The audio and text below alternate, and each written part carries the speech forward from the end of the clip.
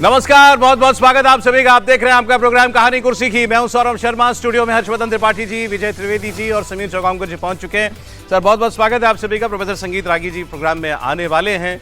Monsoon बरस रहा है, दिल्ली में भी इस वक्त जबरदस्त बरसात हो रही है और मॉनसून सत्र की खबर भी आ गई है। तो आज की पहली खबर यही है, संसद के मॉनसून सत्र की तारीखों का ऐलान किया जा चुका है और ये सत्र 20 जुलाई से 13 अगस्त तक चलेगा।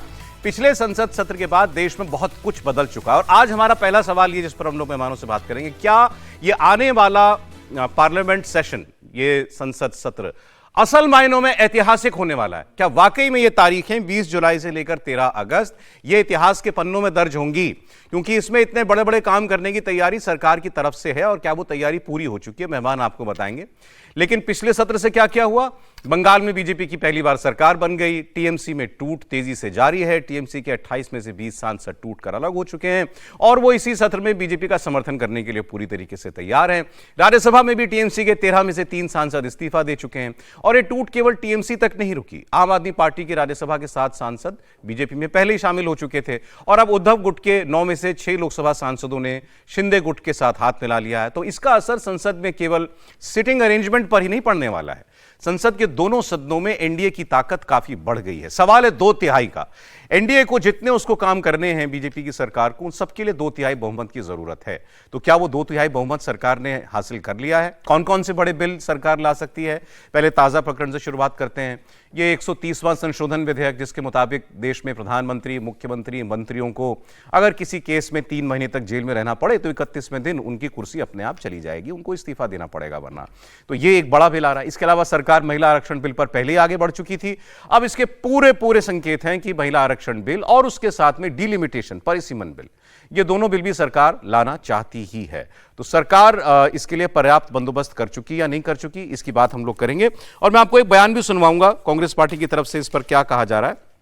पहले बात कर लें एक बार। अच्छा, जहां तक तारीखों की बात है तो दूसरी तारीख का इंतजार 6 जुलाई का भी है, कल की तारीख। राम मंदिर न्यास का कल उनकी बैठक होनी है, तो उसमें क्या फैसला होगा उसकी बात अभी 10 मिनट के बाद करते हैं।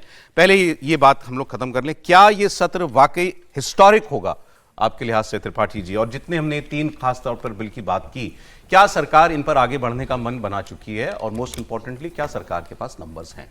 देखिए, सरकार ने, या सरकार क्यों कहें, सरकार तो एक ही होती है, भाजपा ने, उससे ज्यादा ठीक रहेगा, भारतीय जनता पार्टी ने जो कुछ पिछले कुछ समय में किया है वो उसका डेस्परेशन दिखा रहा है। भारतीय जनता पार्टी की सरकार को लग रहा है कि हमारे हाथ से एक बड़ा अवसर गया है, उस अवसर को हमें फिर से खींच कर लाना है। और वो अवसर कौन सा है? वो अवसर है जो परिसीमन वाला है, जिसमें 50% शायद सीटें बढ़ाने का, एक जिसको कहें कि एक यूनिफॉर्म फॉर्मूला ले आ रहे हैं कि 50% सीटें सबकी बढ़ाओ, जिससे कि बहुत ज्यादा बवाल ना हो और उत्तर, दक्षिण, पूरब, पश्चिम जो कहा जाता है किनके, वो सब हो। अब उसमें नंबर्स जुटेंगे क्या? तो पिछली बार दिख गया कि सरकार नंबर से बहुत पीछे थी, मतलब इतनी पीछे थी कि वो वहां तक पहुंचने की दूर दूर तक संभावना नहीं थी। इसके बीच में तमिलनाडु का चुनाव हो गया, इसके बीच में बंगाल का चुनाव हो गया, चलिए असम वगैरह तो छोड़ ही दीजिए, लेकिन तमिलनाडु और बंगाल ने पूरा जो नंबर डायनेमिक्स है उसको बदल दिया है। बंगाल के बाद ये अनुमान नहीं था कि ऐसे, और जैसे बड़े गांव घर में होता है ना कि बड़ी हवेली होती है, बड़े जमींदार होते हैं, बड़े लोग होते हैं, तो उनकी हवेली बड़ी शानदार रहती है, सब वहीं बैठक वैठक चलती थी। अचानक एक तरफ से कहीं छत टूटती है तो बारिश के समय में समझ आता है कि तो सब पूरी छत ही गड़बड़ थी, धर धर धर धर, आज यहां बैठे, फिर कुर्सी हटा के इधर बैठे, तब धम से इधर गिर गया। तृणमूल कांग्रेस की हालत कुछ वैसी ही हो रही, एकदम से अचानक लग रहा है कि सब टूट टूट के गिर रहे हैं। अब लेकिन यह भी सच है कि एक तो टूट के गिर रही है, चलो बारिश आ गई, थोड़ा सीलन आ गई, लेकिन दूसरा क्या है कि वहां से लेके और मतलब अब क्या बोलते हैं उसको, हम हमारे यहाँ गहदाला बोलते हैं, वो लोहे का होता है तवाल, हाँ, उन्हें कुदाल नहीं, वो लंबा सा होता है, वो सीधे उसी काम ही आता है, सिर्फ दीवाल उवाल, तो सीधा मारे धक्के से नीचे। तो भाजपा जो है, जो पहले से ही पानी से चू रहा है, उसको एक और दे रही। तो ये ऋतव्रत से लेकर और इधर काकोली घोष दस्तीदार तक वही कर रहा है। और जो डीएमके वाला हुआ, ये राहुल भैया है, मतलब मोदी जी तो अपना काम कर ही रहे हैं, राहुल जी भी मोदी जी के साथ मदद कर रहे हैं। हालांकि जो जयराम रमेश जी का ताजा बयान है वो ये कह रहे हैं कि अब हमारे पास नंबर है, अब उनको हम नंबर नहीं ले देंगे। लेकिन निश्चित तौर पर यह सत्र भारतीय जनता पार्टी की सरकार हिस्टोरिकल करना चाहेगी। सिर्फ परिसीमन वाला ही नहीं, वो इसको भी जोड़ेगी जो मुख्यमंत्री, प्रधानमंत्री, 130वां मंत्री, संशोधन हाँ, जो कि अगर जेल में गए तो कुर्सी गई। आपकी जानकारी के हिसाब से भी ये काम इन कामों पर बीजेपी इस सत्र में बढ़ेगी 100%। ठीक, अब आपने क्योंकि जिक्र कर दिया प्रोफेसर साहब, आगे सर स्वागत है आपका। वो मैं आपको जयराम रमेश जी का बयान में सुनवा ही देता हूं। जयराम रमेश कह रहे हैं कि नहीं जुटा पाएगी बीजेपी 2/3, लगा ले जोर, कर ले कुछ भी, बहुत तोड़फोड़ कर ली, लेकिन हम होने नहीं देंगे। 54 सीटें कम पड़ गई थी, 54 वोट कम पड़ गए थे जब पिछली बार अप्रैल के महीने में यही महिला आरक्षण और डिलिमिटेशन का बिल सरकार लेकर के आई थी। 298 वोट पड़े थे और उस दिन जितने मेंबर्स थे उसके हिसाब से 2/3 बहुमत था, 352। तो 54 की संख्या बहुत बड़ी होती है। उतना बड़ा गैप बीजेपी ने क्या भर लिया है, बात आगे करेंगे। आप जयराम रमेश जी को सुनिए। और हां, वो अब उसी बात को उन्होंने फिर आगे बढ़ाया अखिलेश जेवाली को कि ये महिला आरक्षण के लिए नहीं है, ये 2/3 जो बीजेपी ढूंढ रही है, ये आरक्षण के लिए है। ये 400 पार आपने नहीं आने दिया तो उसकी खींच पार्टियां तोड़कर निकाल रहे हैं। इनका मकसद आरक्षण छीनना है और इस 2/3 का इस्तेमाल ये उसी के लिए करना चाहते हैं। टीएमसी को तोड़ा, शिवसेना को तोड़ा, अभी 320 तक ही पहुंचे हैं। अभी और बहुत लंबा सफर है उनका, वो पहुंचने वाले नहीं है। हम भी अपना काम कर रहे हैं। ये 2/3 बहुमत इसलिए चाहते हैं, न केवल परिसीमन का जो विधेयक है जो हराया गया था 17 अप्रैल को, वो वापस लाना चाहते हैं। वन नेशन वन इलेक्शन का 2/3 बहुमत उनको चाहिए। अंतिम बात क्या है, उनका असली मकसद क्या है? असली मकसद है कि भारत का संविधान जो है, डॉक्टर बाबा साहब अम्बेडकर का संविधान, 24 पंडित नेहरू का, सरदार पटेल का, राजेंद्र प्रसाद का, वो संविधान 26 जनवरी 1950 से लागू हुआ, उसको बदलने में लगे हुए हैं। इसको हटाना चाहते हैं, नया संविधान लाना चाहते हैं। अब सवाल चाहते हैं का तो रह नहीं गया। सरकार तो क्लियर कर चुकी कि वो क्या चाहती है, उसको 2/3 किस लिए चाहिए। उसने कहा हमको महिला आरक्षण बिल लेकर के आना है, ये तमाम काम हमें करने हैं। अब ये उनकी पॉलिटिक्स है। जयराम रमेश जी को कहने का पूरा अधिकार है कि वो संविधान बदल देना चाहते हैं, तो क्या कर देना चाहते हैं, वो आरक्षण हटा देना चाहते हैं देश से। गुस्से में संविधान क्यों पटक, जोर से पटक, उसका अपमान क्यों कर रहे हैं? तो अभी तो वो कह रहे थे कि 2/3 नहीं है, तो वो तो नहीं क्या? एक तो पुस्तक है समीर जी, दूसरा संविधान है। 2/3 हो गए सरकार के पूरे। देखिए 41 सांसद चाहिए सरकार को। अगर लोकसभा देखेंगे तो लोकसभा में 540 सांसद इस समय, और 540 का अगर 2/3 देखेंगे तो इस समय 360 सांसद होते हैं, और 319 अभी इनके पास है भारतीय जनता पार्टी के पास आज की तारीख के अंदर। सारा कौन कौन जोड़ा आपने?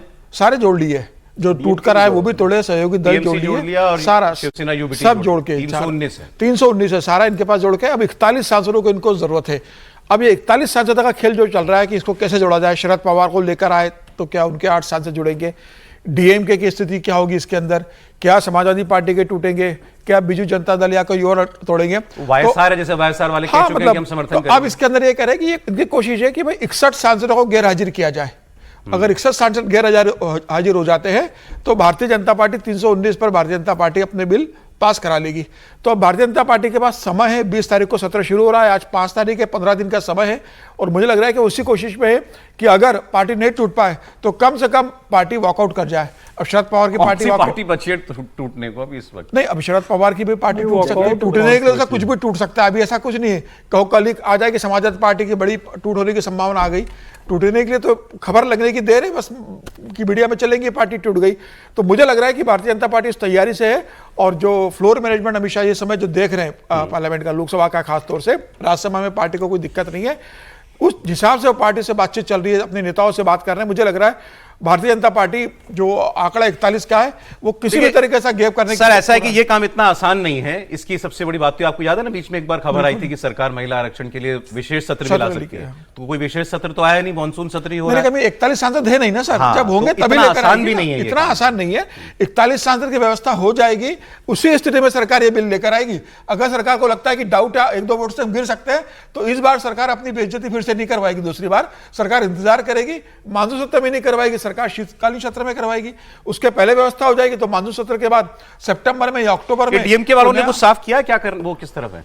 नहीं, अभी कुछ बोला नहीं, लेकिन मुझे लग रहा है कि वो साथ दे सकते हैं सरकार का, इसमें कोई दो राय नहीं। वो साथ दे देंगे सर, वो तो सीधे 22 लोग हैं, वो तो नंबर बहुत बड़ा है। मुद्दे आधारित बोला है, ये मुद्दा हो सकता है उनको लगे कि नहीं महिलाओं को आरक्षण देना। जयराम रमेश जी जब बोल रहे तो आप कुछ बोल रहे थे मेरे कान में। मैंने कहा कि 2 प्रकार के लोग जो होते हैं, कुछ तो पढ़े लिखे मूर्ख होते हैं, कुछ अनपढ़ होते हैं। वो तो जो अनपढ़ है उसको तो समझाया जा सकता, अज्ञ सुखम आराध्य, बड़े आसानी से उसको समझाया जा सकता है। सुखतरम आराधित विशेषज्ञ, जो बहुत जानता है उसको, लेकिन जो जानते हुए भी नहीं जानना चाहता है, ब्रह्मा अपि तंग नरंग न रंचयति, उसको ब्रह्मा भी नहीं समझा सकते हैं। तो ये दूसरा वाला कैटेगरी है। ये अच्छी तरीके से जानते हैं कि संविधान में आरक्षण खत्म करने के लिए भारतीय जनता पार्टी नहीं करेगी।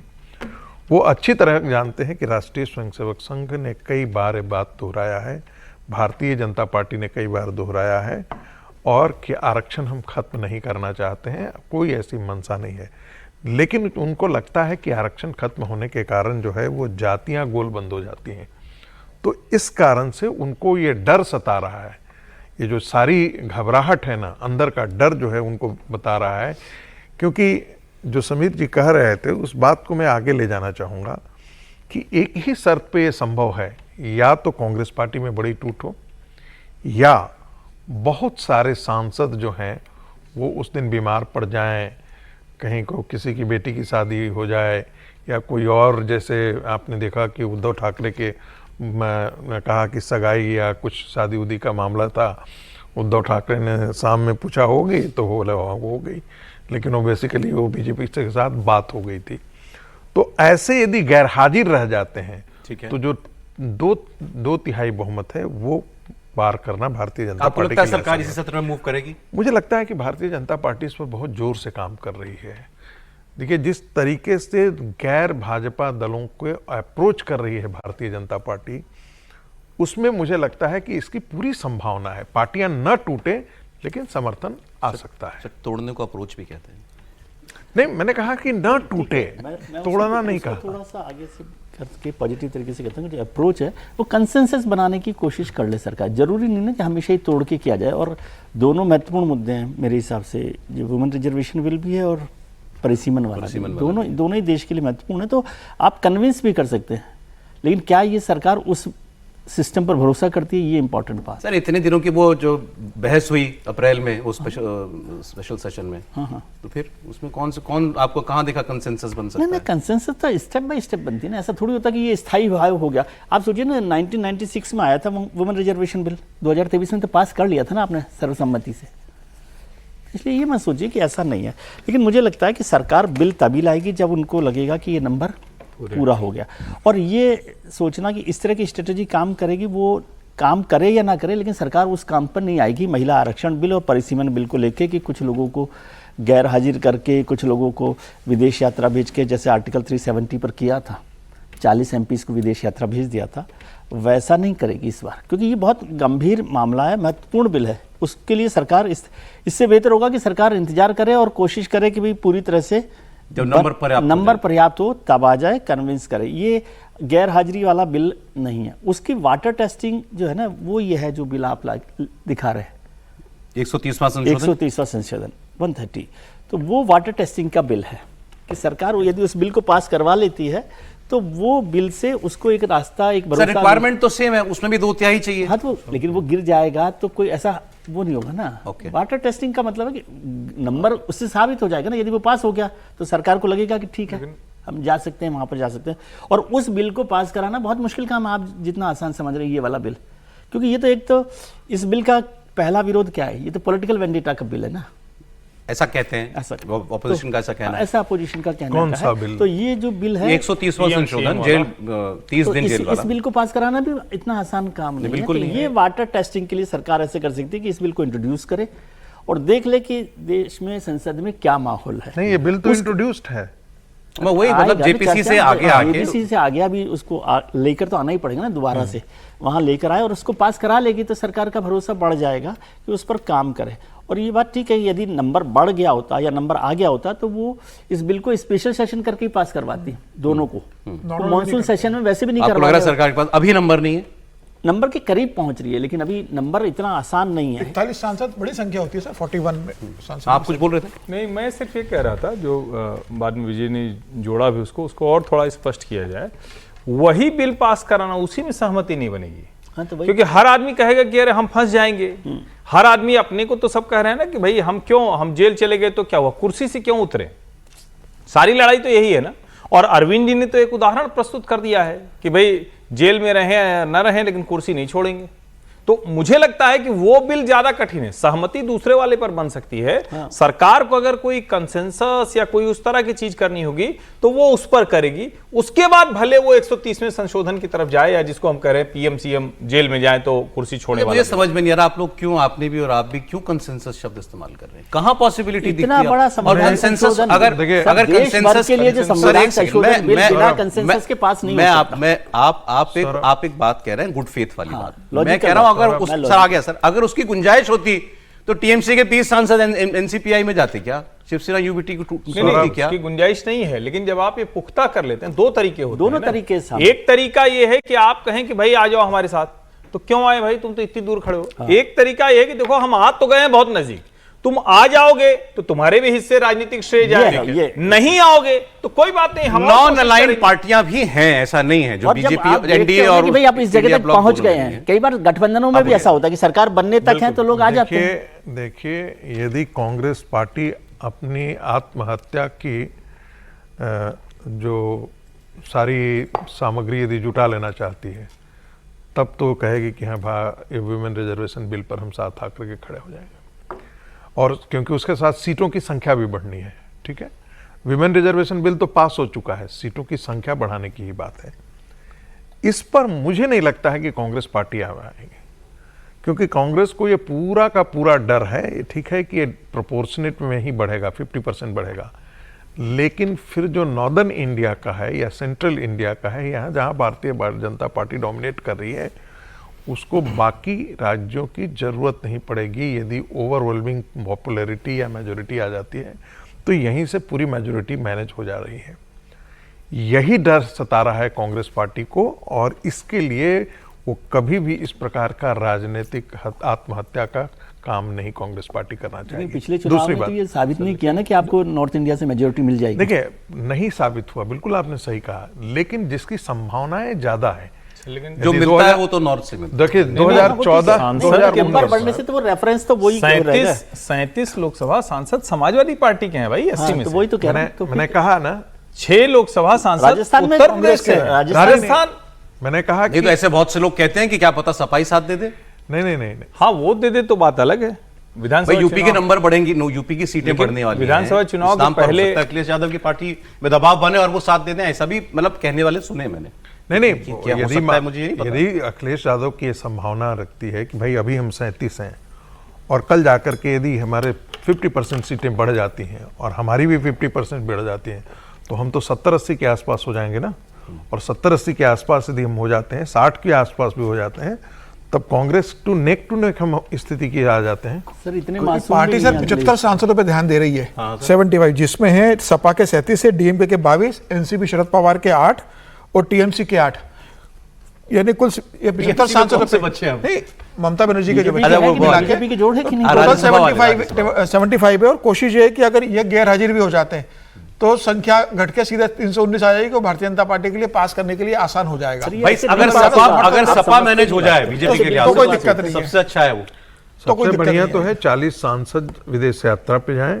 वो ऐसा नहीं होगा सर, इस तरह के बिल में नहीं हो सकता। आप समझ बात को नहीं समझ रहे। लेकिन नंबर तो संविधान, ऐसे सरकारें ऐसे काम नहीं कर सकती। इतने बड़े संविधान बिल को 370 पे किया ही था ना। 370 बहुत एक छोटे उस पर था, उसको आपके लिए एक एजेंडा था, इसलिए आपको बड़ा लग रहा है। वो केवल कश्मीर से रिलेटेड हिस्सा था।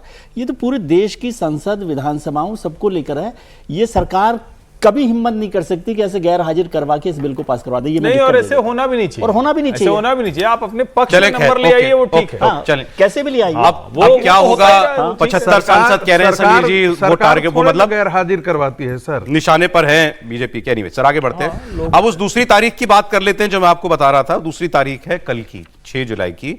कल राम मंदिर के ट्रस्ट की मीटिंग होनी है और उसमें फैसला होगा कि ये चंपत राय और बाकी जो लोग हैं इनका क्या किया जाए। चंपत राय जी का इस्तीफा स्वीकार होगा, ये सब लोग बता रहे हैं, लेकिन ये कल ही पता चलेगा। इसके अलावा क्या वो ट्रस्ट में फिर भी बने रहेंगे अगर वो महासचिव के पद से इस्तीफा दे दें, वो भी हमको कल ही पता चलेगा। चंपत राय जी क्या अयोध्या छोड़ेंगे या अयोध्या में ही रहेंगे? अभी तक की जानकारी के मुताबिक तो वो सिर्फ अयोध्या में नहीं, मंदिर परिसर में ही रहते हैं। वो सारी बातें भी हमको कल पता चलेंगी। इस बीच आज राम मंदिर चढ़ावा चोरी के 5 आरोपियों से पुलिस जेल में पूछताछ कर रही है, लेकिन अब कल की मीटिंग क्या लेकर के आती है ये हमको पता चलेगा। और संघ का बयान आना, संघ का बयान में ये कहा जाना कि बड़ी चिंताजनक बात है, भरोसा और जो असमंजस की भरोसा बरकरार रहना चाहिए और असमंजस की स्थिति दूर होनी चाहिए, ये भी उन्होंने कहा। तो इस पर मैं आपको ममता बनर्जी का एक बयान दिखा देता हूं ताज़ा, क्योंकि अभी लेटेस्ट उन्हीं का बयान आया है। अच्छा, वो बता रहे हैं अभी है नहीं, लेकिन अरविंद केजरीवाल, अखिलेश यादव, ममता बनर्जी, शिवसेना, यूबीटी, सबके निशाने पे इस वक्त बीजेपी, आरएसएस और विश्व हिंदू परिषद वो हैं। क्या खबर है त्रिपाठी जी कल की मीटिंग को लेकर? नहीं, देखिए मतलब ये थोड़ा दुर्भाग्यपूर्ण है, लेकिन वर्टिकल स्प्लिट हो गया है, ये जो मेरी जानकारी है, और ऐसा स्प्लिट नहीं होना चाहिए था। एक वर्ग है जो कह रहा है कि भाई चंपत जी उनका कोई दोष नहीं है, एक वर्ग है जो कह रहा है कि चाहे दोष हो या ना हो, राम मंदिर अगर न्यास को ठीक करना है तो उसको करना होगा। यहाँ तक कि जो अयोध्या के संत हैं उनमें भी इसको लेकर वर्टिकल स्प्लिट हो गया। मैं उनकी बात नहीं कर रहा हूँ जो राजनीतिक तौर पर विरोधी हैं। उसमें एक जो जिसको कहते हैं ना, जो दिनेंद्र दास थे जिनके बयान से आया, उन्होंने गोपाल राव पर बड़े आरोप लगाए। तो ये कहा जा रहा है कि अगर चंपत राय और अनिल मिश्रा ने त्यागपत्र दिया तो गोपाल राव ने त्यागपत्र क्यों नहीं दिया। ये भी एक चर्चा बहुत जबरदस्त तरीके से, और वो कह रहे हैं कि आखिर उनका क्यों। उनका एक वीडियो भी आया था ना जिसमें वो कह रहे थे कि अच्छा लग रहा है, इस्तीफा लेकर ही मानोगे। वो भी थोड़ा एरोगेंस वाला वीडियो था। लेकिन जो स्थितियां हैं उसमें मुझे लगता है कि त्यागपत्र कल इन दोनों का स्वीकार हो जाएगा। और चंपत राय और अनिल मिश्रा, हाँ, और मेरी जो जानकारी है, मेरी ये व्यक्तिगत जानकारी है कि चंपत जी भले ये कह रहे हैं कि हम रहेंगे जब तक निष्कलंक न हो जाएं, दाग न धुल जाए, लेकिन बहुत स्पष्ट है कि वो न्यास में किसी भी तरह से अब नहीं। वो आप लोगों ने बात की ही नहीं कल, वो जो वो कह रहे हैं अपना, जो कह रहे हैं प्रधानमंत्री से रात को 1:30 बजे मुलाकात मेरी। नहीं, वो तो झूठ बोल रहे हैं विनय कटियार, वो तो झूठ। विनय कटियार जी ने आपने ऐसी उनको कोई बयान बात देखा हुई आपने? नहीं। कह रहे रात को 1:30 बजे मेरी प्रधानमंत्री से बात हुई। अब कब हुई, कहां हुई, पता नहीं। प्रधानमंत्री ने कहा क्या हो रहा है भाई, मैंने कहा सब ठीक हो जाएगा, और उसके बाद जांच शुरू हुई। वो विश्व हिंदू परिषद के आलोक कुमार जी अंतर्राष्ट्रीय अध्यक्ष हैं, उनसे पूछा गया, उन्होंने कहा कि ये कुछ मुझे साउंड माइंड से बात करते हुए नहीं दिखाई दे रहे थे। बिल्कुल। अच्छा, ऐसा मुझे भी लगा। मैंने उनके 2-3 बयान सुने, इंटरव्यू भी सुना। अब उन्होंने वो टाइम भी बदल दिया प्रधानमंत्री से बात होने का। पहले 1:30 बजे कह रहे थे, दूसरे इंटरव्यू में रात को 11:30 बजे उन्होंने कहा। नहीं, 11:30 जिस तरह बजे से बोल रहे हैं उसको देखिए ना, वो कुछ उनकी मनस्थिति जो भी हो, कुछ अजीबोगरीब सी लग रही है। पीएमओ का खंडन आया है कि बात नहीं हुई है? खंडन भी आ गया नहीं है, वो सवाल कर रहे हैं। अरे सवाल कर रहे हैं, आप काम जवाब देने का है। नहीं, विनय कटियार से प्रधानमंत्री बात करेंगे और प्रधानमंत्री उनसे कहेंगे कि क्या हो रहा है ये मंदिर के अंदर, ऐसा आपको लगता है? नहीं, संभव ही नहीं है। विनय कटियार ने सरासर झूठ बोला है। विनय कटियार दरअसल जिस तरीके से उनको लगता है कि उनकी इतनी बड़ी भूमिका राम जन्मभूमि के मामले आंदोलन कर रही, वो सांसद रहे, विश्व हिंदू परिषद में रहे, बजरंग दल के बड़े नेता अध्यक्ष रहे, वो बड़े नेता रहे, तो उनको लगता है कि जिस तरीके से उनको पूरी इस बाद में पूरे मंदिर बनने के बाद जिस तरीके से पूरा साइडलाइन कर दिया गया मंदिर के अंदर, वो जब जाते थे उनको कहना है कि भाई उनकी भी पूरी सुरक्षा जांच होती थी। उन्होंने कहा कि मैं लाइन में नहीं लग सकता हूँ, मुझे थोड़ा वीआईपी दर्शन कराइए, तो उसके लिए भी चंपत राय ने मना कर दिया कि लाइन में लग कर आइए। तो उनकी तमाम निजी शिकायतें रही होंगी, तब उनको लगा होगा कि अब ये मौका है कि मैं अपनी सारी भड़ास एक साथ निकाल दूं। तो चंपत राय को लेकर जिस तरीके से उन्होंने बयान दिया और उसके बाद जिस तरीके से कहा, प्रधानमंत्री को लेकर उन्होंने झूठ बोला। लेकिन ये भी मामला है कि 6 तारीख को बैठक करने की ट्रस्ट की नौबत क्यों आई? ट्रस्ट तो पूरा बर्खास्त हो जाना चाहिए था ना। ये स्थिति बनती नहीं कि चंपत राय इस्तीफा देने के बाद ट्रस्ट के मेंबर रहेंगे कि नहीं रहेंगे, गोपाल राय इस्तीफा देंगे कि नहीं देंगे, मिश्रा जी का क्या होगा, वो रहेंगे कि नहीं रहेंगे, कौन देगा, जो कोषाध्यक्ष है वो पूना में रहते हैं, क्या स्थिति है? आप पूरा ट्रस्ट भंग करते हैं। इस मामले को इतनी गंभीरता से लेते हैं। इस मामले में जिसने भी जो भी सोच करके रणनीति बनाई कि कैसे डिफेंड करना है या डैमेज कंट्रोल करना है, वो मेरे ख्याल से बिल्कुल विफल रहे। आरएसएस का स्टेटमेंट इतने दिनों के बाद आने का क्या मतलब है? नहीं, गलत है ना सर। कल मैंने बोला कि भाई पहले बोल देना चाहिए था, लेकिन अब संघ ने, लेकिन अब अपना संघ का अपना तरीका है काम करने का। उसको इनको कहा है अखिलेश यादव ने सुरंगजीवी बाहर निकल आए, देर कर दी लेकिन बड़ी आते आते। हाँ, ममता जी के बयान की मैं बात कर रहा था, आप समय नहीं रह गया, बता देता हूं। ममता जी ने कहा इन्होंने हिंदुत्व के नाम पर खेला किया है, हिंदू धर्म को धोखा दिया है। ममता जी भी कह रही है हिंदुओं के साथ ठीक है, वो तो पॉलिटिकल बयान है, ये सब तो बोलते रहते हैं। उसको हम लोग पॉलिटिकल बयान को बहुत सीरियसली लेते हैं। जो सीरियस बात है उस पर चर्चा नहीं कर रहे। मैं ये पूछना चाहता हूँ कि जो ट्रस्ट की कल बैठक है उसका एजेंडा मैंने पढ़ा। अच्छा, समझा? उसमें गंभीर बात क्या है? उसमें गंभीर बात यह है कि वो एसआईटी की इंटरिम रिपोर्ट को डिस्कस करेंगे। अब ये एसआईटी की इंटरिम रिपोर्ट ट्रस्ट के पास कहां से आई? बिल्कुल वाजिब सवाल, सरकार को दी गई है। तो वो तो सरकार को दी गई है, वो सीक्रेट है, सरकार ने ओपन नहीं की है, पब्लिक नहीं की है, कोई फैसला नहीं हुआ है और ये ऑफिशियल एजेंडा में है। तो मेरे को पहले तो ये सवाल समझना है कि ट्रस्ट और जो लोग हैं जिसमें आरोपी हैं जो नहीं हैं वो तो अलग मुद्दा हो गया, लेकिन ट्रस्ट एसआईटी की इंटरिम रिपोर्ट को कैसे डिस्कस कर सकता है ऑफिशियल एजेंडा के तौर पर? ये तो एक गंभीर सवाल है ना। और उसमें भी क्या वो लोग रहेंगे कि नहीं रहेंगे जिन्होंने इस्तीफा दिया है ट्रस्ट की बैठक में, वो रहेंगे कि नहीं रहेंगे, एक्स ऑफिशियो रहेंगे, कौन वोटिंग का अधिकार अब 14 में से 12 लोगों के पास बच गया वो, और ट्रस्ट जो है ये भी तो बात थी ना कि इनको वोटिंग से भी नहीं हटाया जा सकता। हाँ, तो वही अगर ये कह तय रहा कर हूं, लेंगे तो- हमको ट्रस्ट से इस्तीफा नहीं देना है तो बने रहेंगे। नहीं, एक जनरल सिस्टम में होता है कि जिसके इस्तीफे की बात हो रही है कम से कम वो मीटिंग में ही ना हो, एक नहीं हो सकता है। ऐसे सिस्टम की बात होती है। लेकिन अब वो क्या हो रहा है वहां पर, लेकिन मुझे सबसे गंभीर बात यही लगी कि क्या एसआईटी की इंटरिम रिपोर्ट ट्रस्ट के पास है और उसके पास इसको डिस्कस करने का अधिकार है कि नहीं है। कल और लीपापोती क्यों नहीं- होगी, कल की मीटिंग में लीपापोती होने जा रही है या लोगों को कुछ भरोसा बढ़ेगा? देखिए, विजय का सवाल बहुत वाजिब है और मुझे लगता है कि जब वो एजेंडा में रखा गया होगा तो इस संदर्भ में रखा गया होगा कि जो एसआईटी की रिपोर्ट मीडिया में निकल करके आई है, जो मीडिया में सोर्सेज से आई है, मुझे लगता है वही सिर्फ होगा, क्योंकि बाकी तो ट्रस्ट की रिपोर्ट जो है वो सरकार के पास है, इनके पास तो होगा नहीं, सरकार इनको देने भी नहीं जा रही है और इन्वेस्टिगेशन अभी ऑन है, अभी चल ही रहा है। तो मुझे नहीं लगता है कि ट्रस्ट के जो रिपोर्ट, जो एसआईटी की रिपोर्ट होगी उनकी कॉपी इनके पास होगी। ठीक है सर। और सिलसिलेवार तरीके से वो इसके बारे में जिक्र करेंगे। दूसरी बात, हम बार बार एक चीज कह रहे हैं कि ट्रस्ट को भंग कर देना चाहिए।